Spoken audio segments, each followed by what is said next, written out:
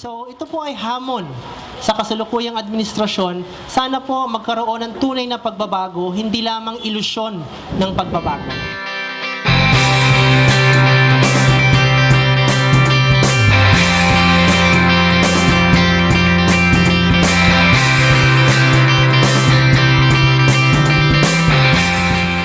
Na makamit ang makabuluhang sahod.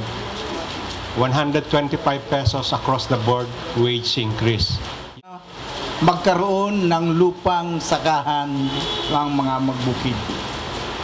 Pakinggan ni Pinoy ang karaingan ng mga magbukid, hindi ang karaingan ng mga elitista na mga sumuporta sa kanya sa kampanya. Ay yung magkaroon ng tunay na pagkilala doon sa karapatan namin sa aming lupang ninuno at gayon din sa karapatan namin sa sariling pagpapasya. Quezon. Gayon din yung itigil yung mga huwad na proyekto sa pagde-demolish ng mga kabahayan sa tabing Riles at itigil na yung Project Calabarzon na pangunahing pumapatay sa mga mamamayan ng Timog Katagalugan.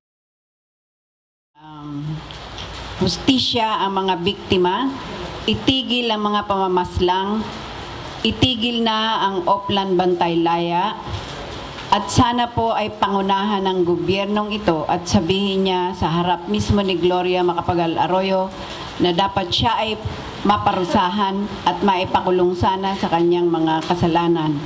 Gayon din po. Yan po yung dahilan kung bakit magrarally po kami sa Lunes. Ito po ay para ipabatid sa kasalukuyang administrasyon na marami pong problemang iniwan si Mrs. Arroyo at yung mga problemang yan ay patuloy na nagpapahirap sa ating mga kababayan. Kailangan po ng kagyat na katagunan.